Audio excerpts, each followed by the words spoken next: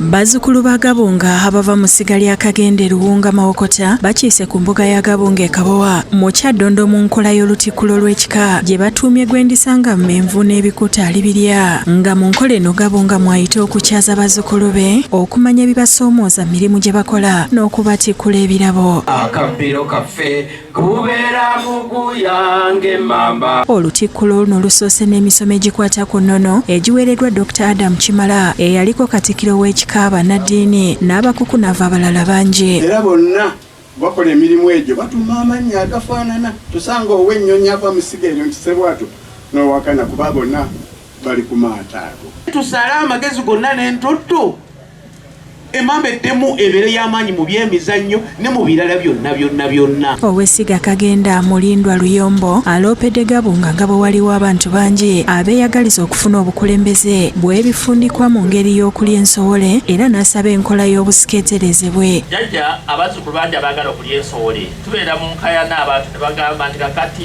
weekubidde naye bino ebintu bino bya nnono ate bitambulira mu nsikirano. Katikkiro w'ekika Kyobe eky'omubazi Kaberenge agambye nti ng'ekika batambulira ku mulamwa ogw'omwaka ogwateekebwawo Ssaabasajja ogw'okusitula omutindo era nti ne mu kika buli ekikolebwa kyakubeera ku mutindo.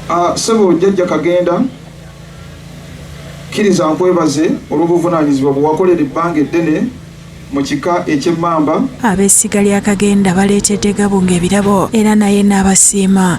Jjajja ensuwa eno yeeno evudde mu bazzukulu era abayiba bano bonna bwe mulaba wano basanyufu nnyo nti tusobola okukwasa ensuwa eno. Gabunga mu kwogera kwagambye nti enkola ey'okulowooza nti abakadde be babeera mu nsonga z'ebika esaanye edibizibwa abavubuka nabo bajje bamanye ennono nga bwe zitambula. Mpulidde nga bagamba Jjajja Kagenda yasooka kuweereza nga abavubuka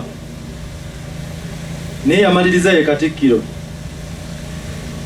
So njagala okutegeeza omuvubuka ali eyo nti it's high time ojja weegatte ku kika otandika okuweereza. Gabunga agambye nti abakadde bwe bataafeeyo okulaga migigi mitonnono ejja kugenda esereba mpola ate buli omu atandika okunenya munne. So abavubuka abali wano ekika tetukirekera bakadde baffe bakitambuza naye naffe abagenda okitambuza enkya.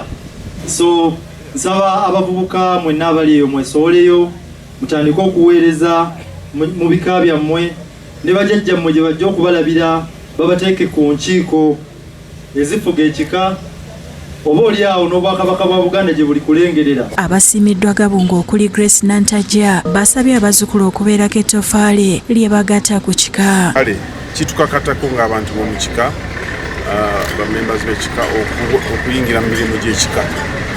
Abasobola ne basamba omupiira abasobola ne babaka omupiira. Lydia Nakigule yakusakidde eggulire lino ku Rabukedde TV.